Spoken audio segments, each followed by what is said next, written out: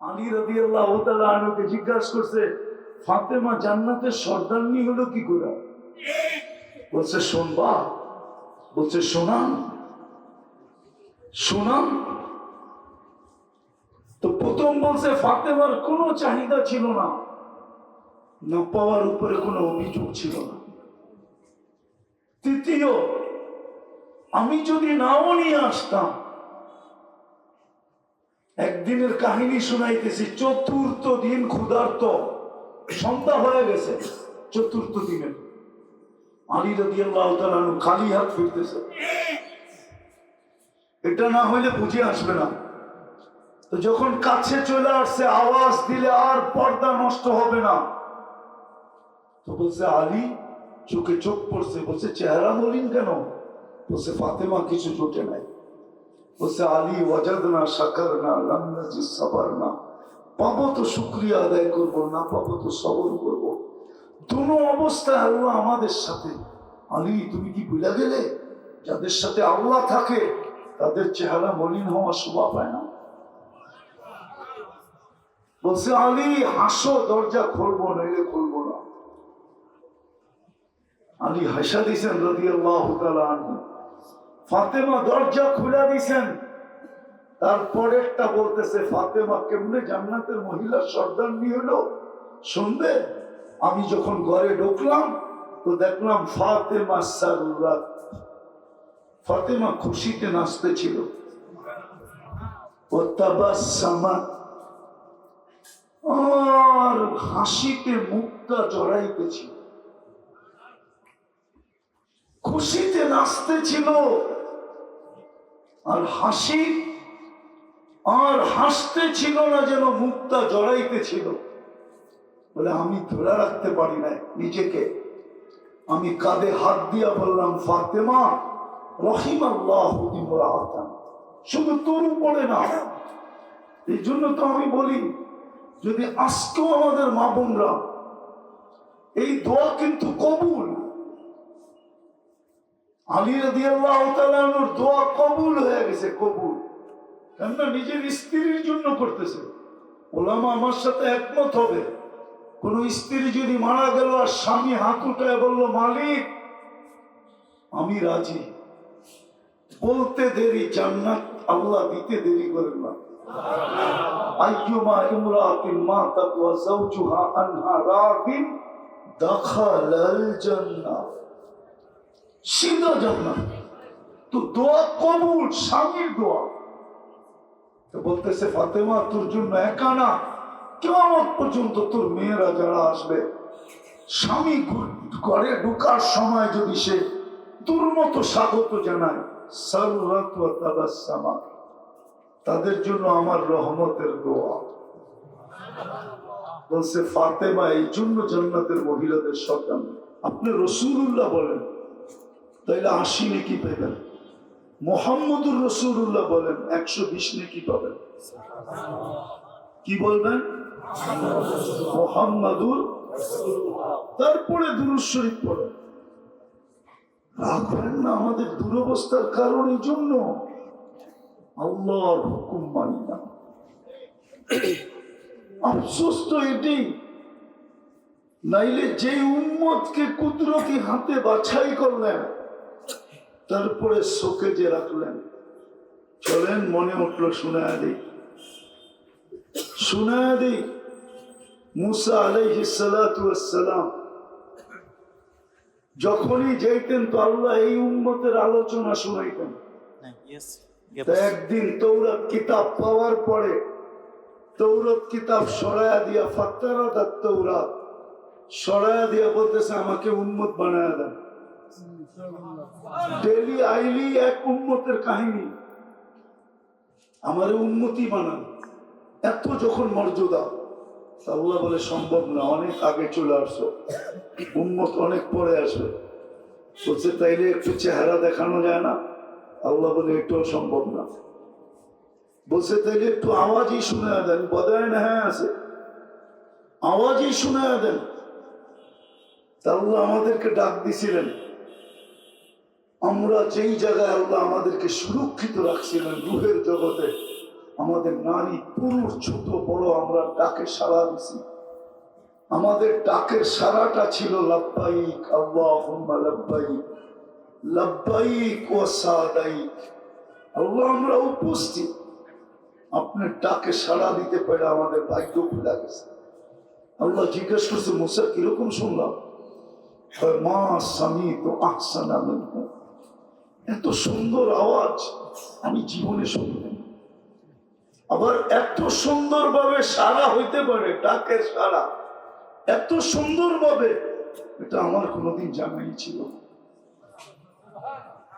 আপনি ওই উম্মত বাছাইকৃত, তার কপালে আজকে এই দুর্যোগ হবে কেন, দুর্দশা হবে কেন?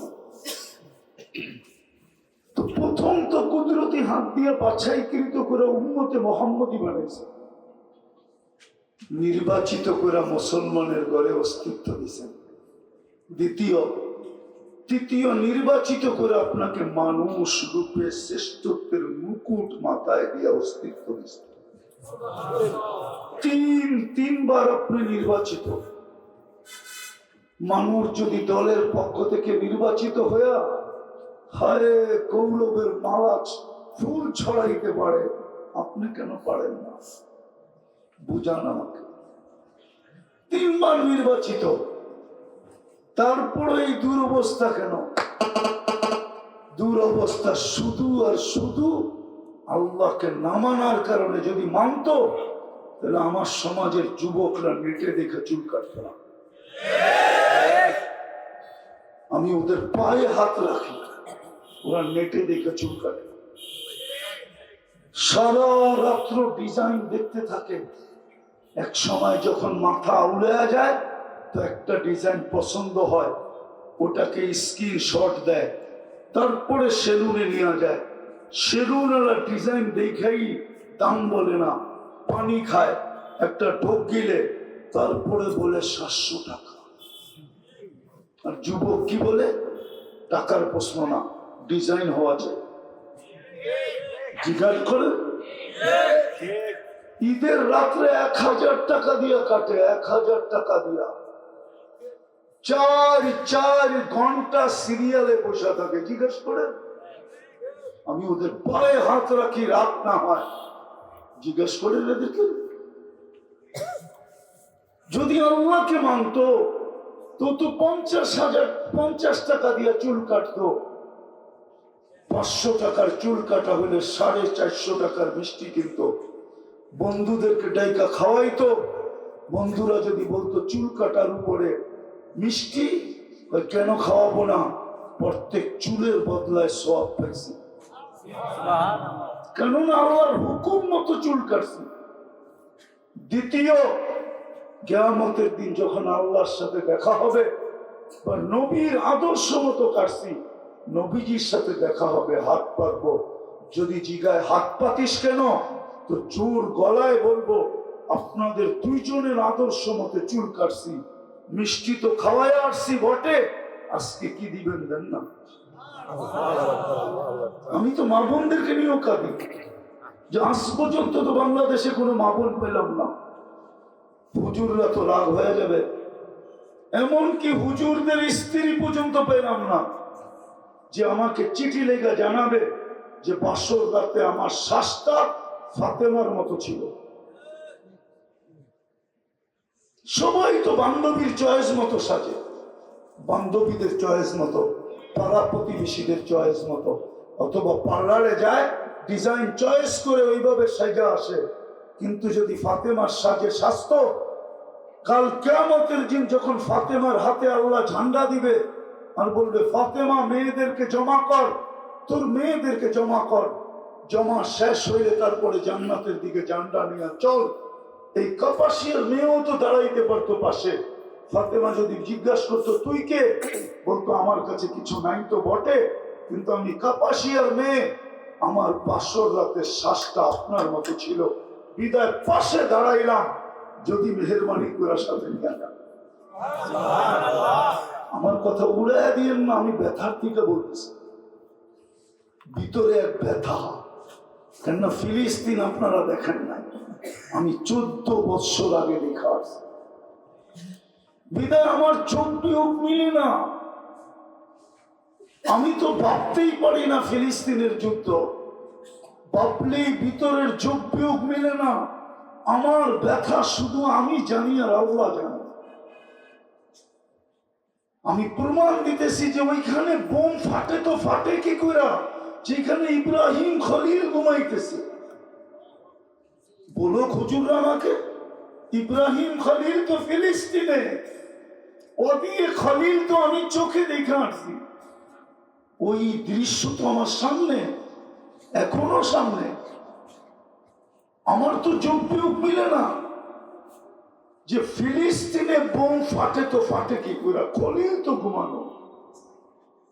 যেই খলিলের দোয়ায় আমাদের নবীজি ইঙ্গিত দিছিলেন যে আমি তো দুনিয়া আসার ছিলাম না, আমি আসবো তো আসবো কেন, সৃষ্টির সর্দার কেন মিলে পা রাখবে, কিন্তু আমার বাবা দোয়া করছে, কি করব। নিয়ে আসেন বুখারী। এখন যারা আলেম হলো ওরা বলো, আনা দোয়া উ আনা সামরাতু দোয়া উ আবি ইব্রাহিম, আমার আব্বার দোয়ার ফল আমি। আব্বা দোয়া কইরা বলছে আসলে আমি আসি তো না আসি তো না আসি কি করে, আব্বা তো হাত উঠে ফেলছে, আমি আব্বার দোয়ার ফল। ওই আব্বা শুয়ে আছে। আমি তো একটু আগে বললাম যে ইসমাইল শহীদ হওয়ার ছিল, জবিহুল্লাহ হওয়ার ছিল না। জবিহুল্লাহ হওয়ার ছিলই না। ইসমাইল যদি জব হয় তো মোহাম্মদুর রসুল্লাহ কোথেকে আসবে? মোহাম্মদুর রসুল্লাহ তো ইসমাইলের পেটে ছিল, ঠিক না? আমি তো বলি জমজম বাহির হওয়ারই ছিল।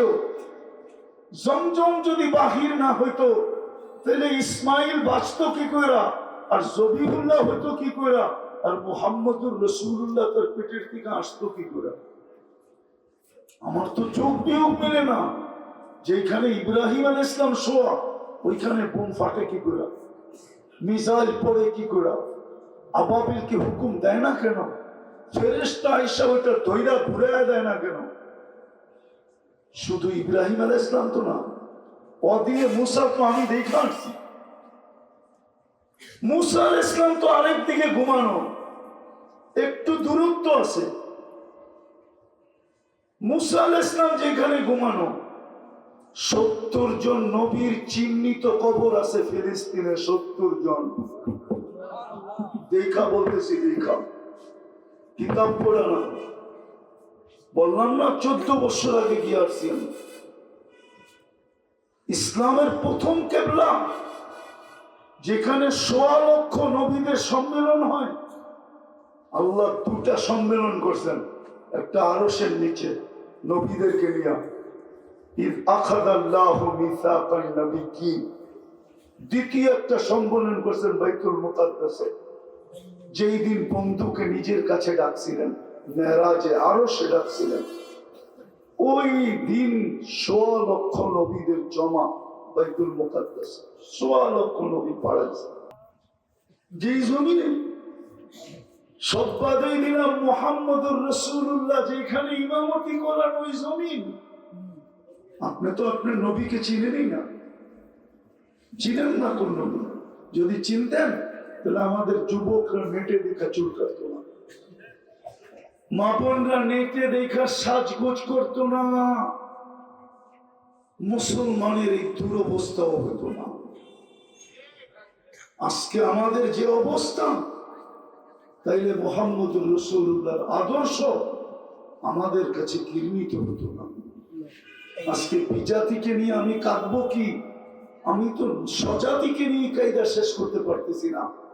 মুসলমানের ঘরে যতটুকু নবীর আদর্শ ঘৃণিত, অবহেলিত, লাঞ্ছিত, বঞ্চিত, যাদের সবচেয়ে বেশি মানা দরকার ছিল ওরাই তো আজকে উদাসীন। আমি তো বলি সবচেয়ে বেশি দিনদার হওয়া উচিত ছিল যুবকদের। বলবেন কেন? আমি লজিক দিতেছি, লজিক, কোরআন হাদিস না, কোরআন হাদিস পরে দিব, আগে যুক্তি দিতেছি, যুক্তি। বলেন যৌবনের চেয়ে দামি কোনো জিনিস আছে?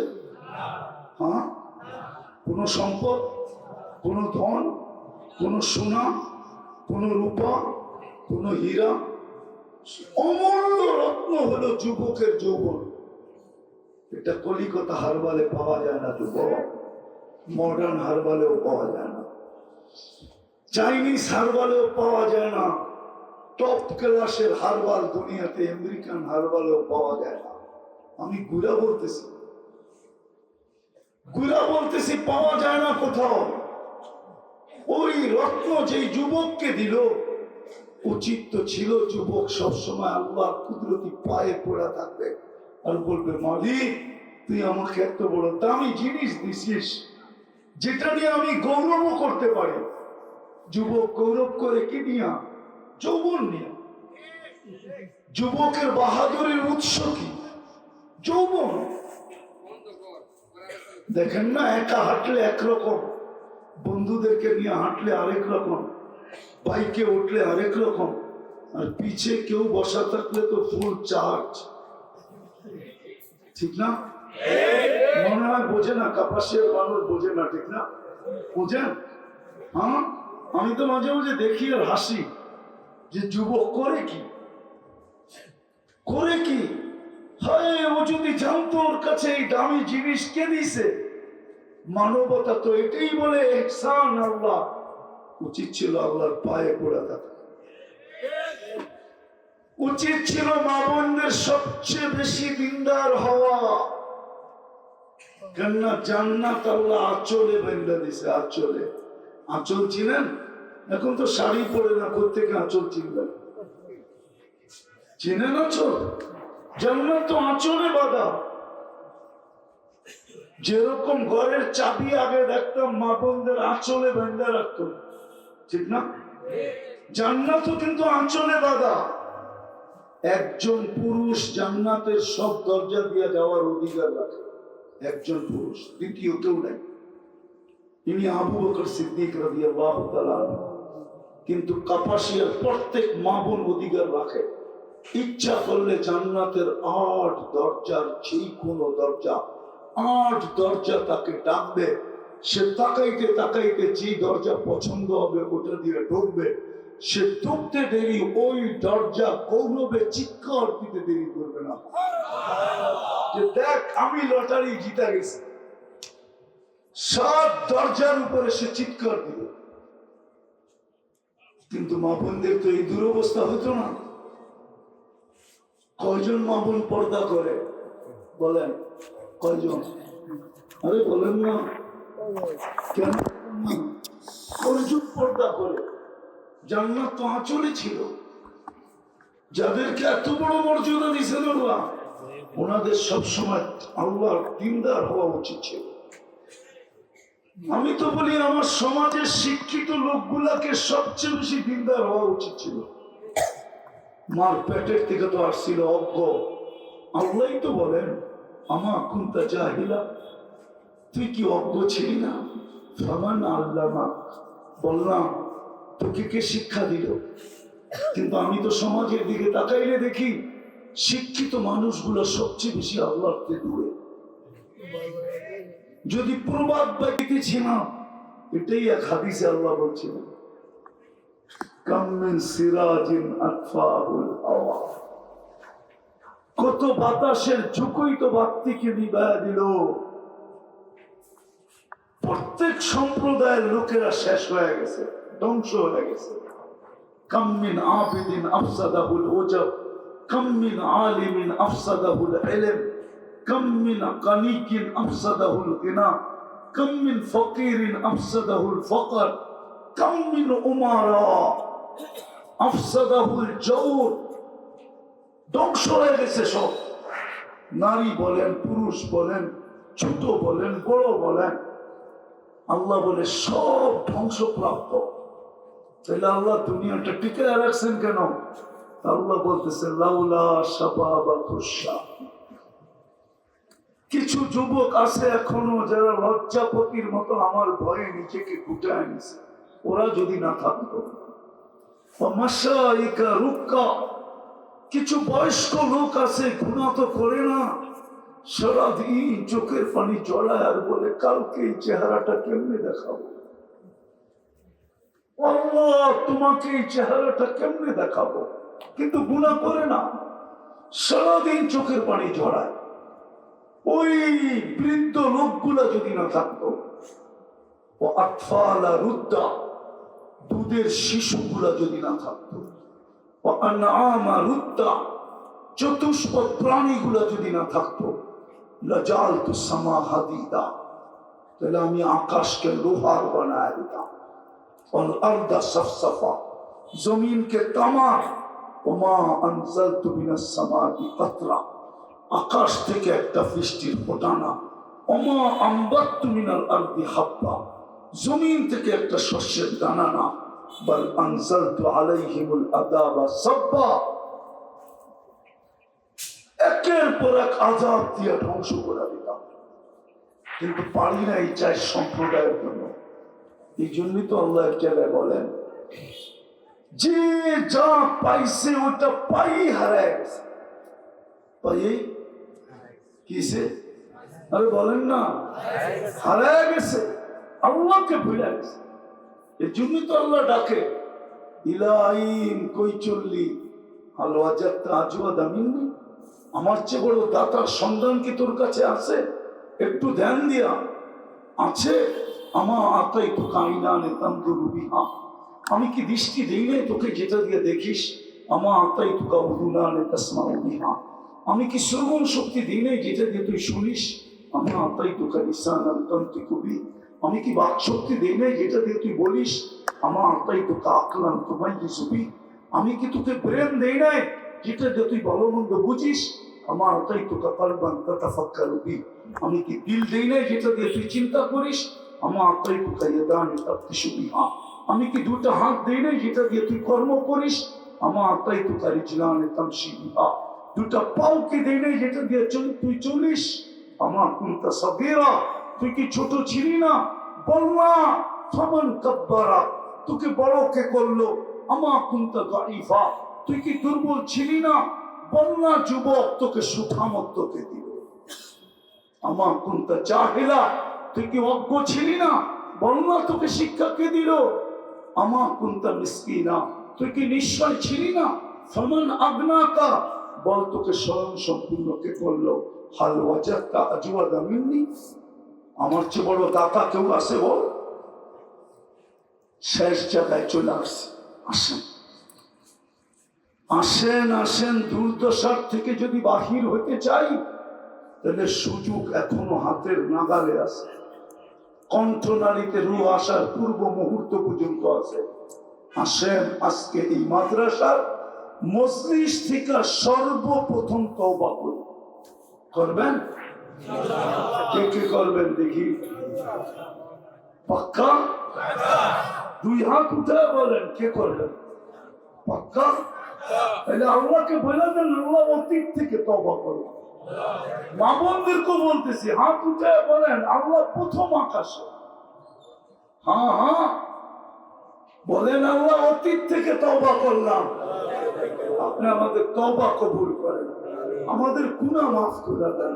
নামান নামান নামান মনে উঠলো এই জন্য শুনাই দিছি। আদম আলাইহিস সালাম বড় লম্বা বলছিলেন, আমি একটা বলবো। আদম আলাইহিস সালাম বলছিলেন উম্মতে মুহাম্মদীকে আমার উপরে 4 ভাবে ফজিলত দেওয়া হয়েছে, শ্রেষ্ঠত্ব। কয়ভাবে? এক ভাব দেখাই দিছি, আমি একটা ভুল করতে দেরি জান্নাতে বাড়ি করতে দেরি করে না, জানেন তো? কিন্তু উম্মতে মুহাম্মদী সারাদিন ভুল না গুনাহ করবে, আল্লাহ রাত্রে ডাইকা ডাইকা গুনাহ মাফ করবে, তারপরে জান্নাত হাতে উঠে দিয়ে দিবে। ওই মুহূর্ত এখন আল্লাহ ডাকতেছে। যদি মনের থেকে কইরা থাকেন তাহলে আপনি এখন নিষ্পাপ, কসম খোদার কোনো গুনাহ আপনার নাই, কিন্তু মনের থেকে হইতে হবে। যুবক তোমার কোনো গুনাহ নাই, তুমি নিষ্পাপ। এখন তোমার অভিরুচি, তুমি বাকি জীবন গুনাহ আসতে দিবে কি দিবে না, তোমার অভিরুচি। কেননা সময় লম্বা হয়ে গেছে, এই জন্য আর লম্বা করতে চাইতেছি না। নাইলে তোমাকে দেখানো যেত মিলবে কি? জান্নাত মিলবে, জান্নাত। জান্নাতের ধারণা তোমাদের নাই। খালি 14 তারিখের ধারণা আছে না? 14 তারিখের, 14 তারিখ বুঝো তো? ফুলও দেয়, কাপাসিয়া হোটেলে বৈশা খাওয়ায়ও, আবার পার্সেলও দিয়া দেয়। পারে না কলিজাটা বাইর করে পুনা করে দিয়া দিতে, তারপরও যেন লেখা দেয় I.U। ঠিক না? আমি তো মাঝে মাঝে ভাবি শুধু সামাজিক কারণে ওরা বিগড়ায় নাই, নাইলে যদি ওরা বিগড়ে যেত তাহলে বাংলাদেশের প্রশাসন ওদেরকে সামলাইতেই 12টা বাজবে। কেননা দেখা যেত ডেইলি এক এক বাড়ির সামনে যে মিছিল করতেছে আর চিৎকার দিতেছে, শেখ খেয়েছে আমার ভাই অমুকের রক্ষা নাই, বাইরো বাড়িতে। সত্য না? বড় খুশি হয়ে গেছে, ঠিক না? 14 তারিখ জান্নাতে ডেইলি 100 বার হবে, 100 বার। প্রত্যেক জান্নাতীকে আল্লাহ 100 পুরুষের যৌবন শক্তি দিবে। পাওয়ার ব্যাংকে রাখার জন্য না, যুবক ফিডার খাও, ডেইলি 100 বার ব্যবহার করবে। একটু পর পর ভিডিও কল আসবে, তাল ইলাইয়া, আয়না আমার কাছে, দেখা যা আল্লাহ কি বানায় রেখা দিছে তোর জন্য, কোন মডেল বানায় রেখা দিছে দেখা যা। প্রতিদিন 100 বার হবে, 100 বার। বানাইছে কি দিয়া জানো? হাঁটু পর্যন্ত মুস্ক দিয়া, কি দিও? মুস্ক। কমর পর্যন্ত আম্বার দিয়া, কাঁধ পর্যন্ত বানাইছেন পিওর জাফরান দিয়া। কোত্থেকে আমি লয়ে যাবো কাপাসিয়ালা করে স্পেনে?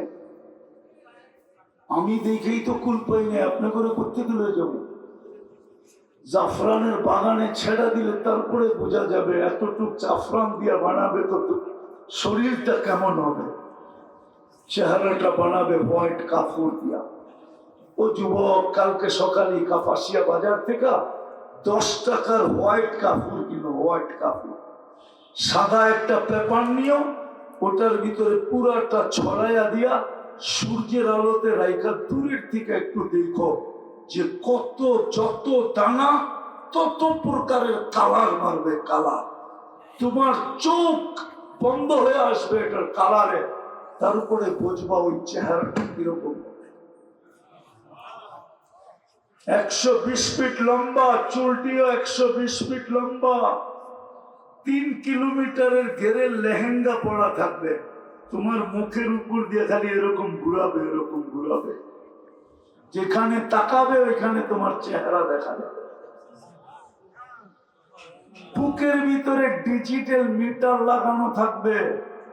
এখন তো মিন্নির সংখ্যাই বেশি। খায়া লয়া বাড়িতে যে জুতা পাঠায় দিছে, জুতা তোরে লেখা দিব I.U, জুতা পাঠাইলাম, জুতা দেখ, জুতা। ঠিক না? সত্য তো? হ্যাঁ, ডিজিটাল মিটার লাগানো থাকবে, কতটুকু তোমাকে ভালোবাসে তুমি দেখবে সচক্ষে। পায়ের রূপ বলবো, আল্লাহ রসুল বলছে লাউ কাশাফা সাকাইহি লাগাবা দাউ শামস, পাও খুলে দিলে সূর্য চিরদিনের জন্য আলো হারায় ফেলবে। ও যুবক, পায়ে যদি এরকম রূপ থাকে, গালে কিরকম রূপ, শরীরটা কিরকম রূপ, দেখি বালিশ কামড়ায় কিনা আজকে।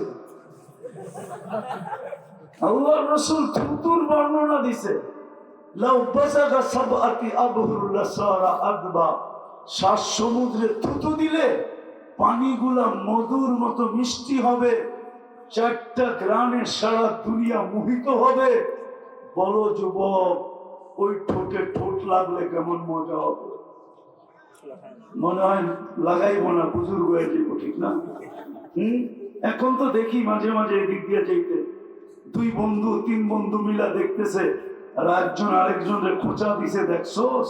আগেরটা কইলাম না, খোঁচা দিতে দেরি, ও জোশে আসতে দেরি করে না, জোশ বোঝেন না, হিট হয়ে গেছে। এখন মোবাইলের ভিতরে হাত ঢুকাবে কি করে? আর ও আছে কোথায় এটা জানবে কি কইরা? কিন্তু স্বার্থ নিতে হবে, ঠিক না? তো মোবাইলে টাচ করে চুমা দিতেছে। যারা আজকে মোবাইলে টাচ করে চুমা দেয় ওরা এই ঠোঁট পাইলে তো 40 বছরের আগে ছাড়বো না। সত্য হাদিসে আছে 40 বছরের আগে ঠোঁট ছাড়বে না। 40 বছর মিনিটের মতো কেটে যাবে, মিনিটও না। তারপরে গালে মুখা দিবে, বলবে খালি ঠোঁটই দেখবি আর কোনো কাহিনী পুরা শরীরে নাই, চল কামরায় তোর কাহিনী দেখায়। আল্লাহ বানায় রাখছে যুব, সব আছে সব। আজকে মা বোনরা ফার্নিচারের লেগে কত সংসার ভাঙলো বাংলাদেশে, না দুই একটা কাফাসিয়া ভাঙে নাই, ফার্নিচারের জন্য ভেঙে গেল। ঈদের পছন্দের কাপড় দেয় না এই জন্য ভেঙে গেল। আমার মা বোনরা যদি জান্নাত জানতো, খোদার কসম আমাদের ঘরে কোনোদিন দুই জিনিস থাকতো না, যেই দুই জিনিস সমগ্র মুসলমান জীবনের সুখের মন্ত্র। সুখের প্রত্যেক জীবনের সুখের মন্ত্র হলো দুটা। কারো ঘরে চাহিদা থাকতো না, কি কি থাকতো না? চাহিদা থাকতো না। স্বামী বললেও বলতো জান্নাত তো আছে, তুমি এত চিন্তা করো কেন, যেটা আছে ওটা দিয়ে বৎসর কাটায় আনিব, আমাদের কোনো চাহিদা নাই। পাওয়ার চাহিদার বিরুদ্ধে কোনো অভিযোগ থাকতো না, পাওয়ার জন্য কোনো চাহিদা থাকতো না, না পাওয়ার বিরুদ্ধে কোনোদিন অভিযোগ হতো না, অভিযোগ হতো না। 26টা ফাতেমা রাদিয়াল্লাহু তাআলা আনহা এমনি এমনি জান্নাতের মহিলা সর্দারনি হন নাই। আলী রাদিয়াল্লাহু তাআলা আনহুকে জিজ্ঞাসা করছে, ফাতেমা জান্নাতের সর্দারনি হলো কি করে? বলছে শুনবা, বলছে শোনান শোনান। তো প্রথম বলছে ফাতেমার কোনো চাহিদা ছিল না, না পাওয়ার উপরে কোনো অভিযোগ ছিল না। তৃতীয়, আমি যদি নাও নিয়ে আসতাম, একদিনের কাহিনী শুনাইতেছি, চতুর্থ দিন ক্ষুধার্ত, সন্ধ্যা হয়ে গেছে চতুর্থ দিনের, আলী রাদিয়াল্লাহু তাআলা আনহু খালি হাত ফিরতেছে। এটা না হইলে বুঝে আসবে না। তো যখন কাছে চলে আসছে, আওয়াজ দিলে আর পর্দা নষ্ট হবে না, তো বলছে আলী, চোখে চোখ পড়ছে। বলছে চেহারা মলিন কেন? বলছে ফাতেমা কিছু জোটে নাই। বলছে আলী, ওয়াজাদনা শাকারনা লাম নাজিদ সাবারনা, পাবো তো শুকরিয়া আদায় করবো, না পাবো তো সবর করবো। দুটো অবস্থায় আল্লাহ আমাদের সাথে। আলী, তুমি কি ভুলে গেলে যাদের সাথে আল্লাহ থাকে তাদের চেহারা মলিন হওয়া শোভা পায় না? বলছে আলী, হাসো, দরজা খুলবো নইলে খুলবো না। আলী হাসা দিয়েছেন রাদিয়াল্লাহু তাআলা আনহু। ফাতেমা দরজা খুলে দিয়েছেন। তারপরেরটা বলতেছে, ফাতেমা কেমনে জান্নাতের মহিলার সর্দারনি হলো শুনবে? আমি যখন ঘরে ঢুকলাম তো দেখলাম ফাতেমা সাররাত, ফাতেমা খুশিতে নাচতেছিল। ও তাবাসসামাত, আর হাসিতে মুখটা জড়াইতেছিল, খুশিতে নাচতেছিল, আর হাসি আর হাসতে ছিল না, যেন মুখটা জড়াইতেছিল। বলে আমি ধরে রাখতে পারি না নিজেকে, আমি কাঁধে হাত দিয়া বললাম, ফাতেমা রাহিমাল্লাহু ইমরাআতান, শুধু তোর উপরে না। এই জন্য তো আমি বলি, যদি আজকেও আমাদের মা বোনরা, এই দোয়া কিন্তু কবুল। আলী রাদিয়াল্লাহু তাআলা আনহুর দোয়া কবুল হয়ে গেছে, কবুল। কেননা নিজের স্ত্রীর জন্য করতেছে। ওলামা আমার সাথে একমত হবে, কোন স্ত্রী যদি মারা গেল আর স্বামী হাত উঠায় বলল, মালিক আমি রাজি, বলতে দেরি, জান্নাত আল্লাহ দিতে দেরি করেন না। আইয়ুমা ইমরাতিন মাতাত ওয়া যাওজুহা আনহা রাদিন দাখালাল জান্নাহ, সিধা জান্নাত। তো দোয়া কবুল, স্বামীর দোয়া। তো বলতেছে ফাতেমা তোর জন্য একা না, কিয়ামত পর্যন্ত তোর মেয়েরা যারা আসবে, স্বামী ঘরে ঢোকার সময় যদি সে দুর্মত স্বাগত জানায়, সাররাত ওয়া তাবাসসামা, তাদের জন্য আমার রহমতের দোয়া। বলছে ফাতেমা এই জন্য জান্নাতের মহিলাদের সন্তান। আসেন মেরে দোস্ত, তওবা তো করলেন, আসেন একটা জিনিসই চাবো, আর বেশি না। আসেন আজকের থেকে অঙ্গীকার করেন, নাইলে উম্মতের দুর্দশা ফিরবে না, একটা হলেও ফিরবে। আমি কাপাসিয়ার উলামাদেরকে বলতেছি, এরা জানে না, আপনারাও জানেন না, বর্তমান ইহুদিরা কি স্লোগান দেয়।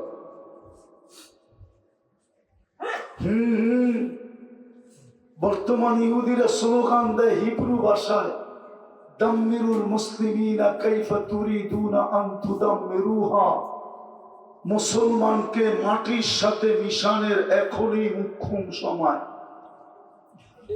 যদি ওদেরকে জিজ্ঞাসা করা হয় কেন, ওটাও ওরা বলছে কেন, বলছে আমাদের কিতাবে লেখা আছে যেদিন মুসলমানের জুমার জামাত আর ফজরের জামাত সমান হবে, ওই দিন বিজয়ের পালা শুরু হবে।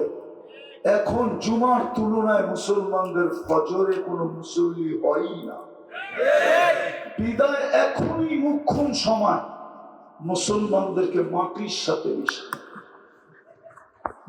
সাথে মিশিয়ে দাও। আপনি তো দেখেন না গতকালকের হাসি, আপনি অ্যানালাইসিস করতে পারেন না।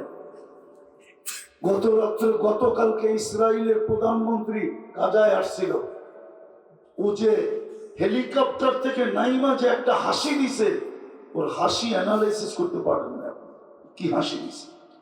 ও এটাই বলছে এখনই সময় মেটায় দেওয়ার, বিদায় পায়ে হাত দিয়া বলে আসেন আজকে অঙ্গীকার করি দুটা কাজে, শুধু নামাজ পড়বো না, বরং নামাজ পড়বো এবং মানুষকে পায়ে ধরে নামাজ পড়াবো, যাতে মসজিদ ধরে জুমার ফজর এক হয় আর কাল সকাল থেকে বিজয়ের ঘন্টি বাজে।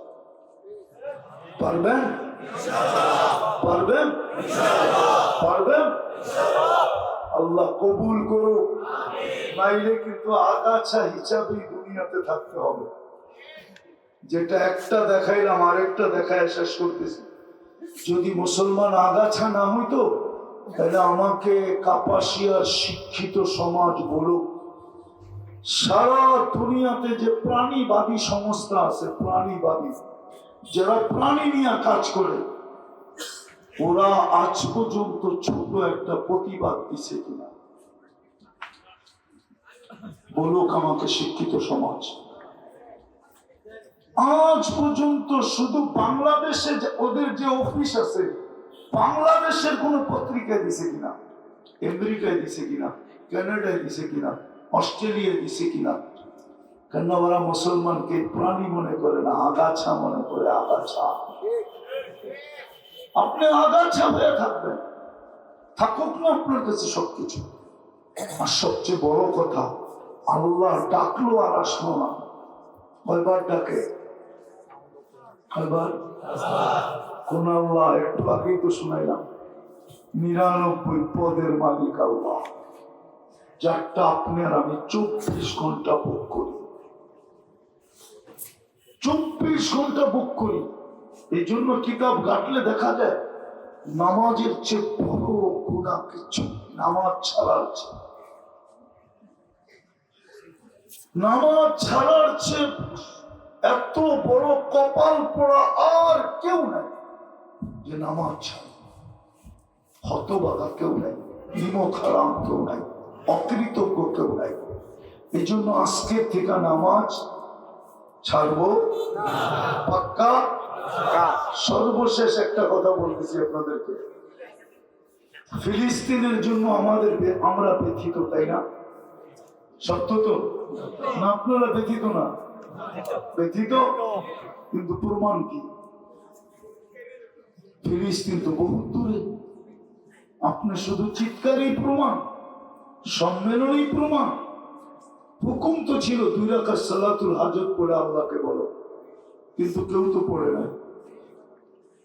হুকুম তো ছিল যদি নামাজ পড়তে না পারো ডেলি 2 টাকা সদকা দাও। আর সদকা তো তারুদ্দুল বালা, সদকা বিপদকে দূরীভূত করে। আপনি বলবেন এত দূরে সদকা পাঠাবো, তো পাঠাবো কি করে? আপনি দূরে পাঠাইতে তো হবে না। আপনি এই মাদ্রাসায় দেন, গরিবকে দেন, যুবকদের ডায়লগ অনুসরণ করেন, মারমু এইখানে, পড়বো ওইখানে। আপনি সদকা দিবেন এইখানে, এটার প্রভাব পড়বে যে ইসরায়েলের উপরে। আমরা তো 2 টাকা সদকাও আজ পর্যন্ত দিই। আজকের থেকে দিবেন? হ্যাঁ, নামাজ না পড়েন 2 টাকা সদকা দেন। কে কে দিবেন? ইনশাআল্লাহ। পাক্কা? বিলকুল। হ্যাঁ।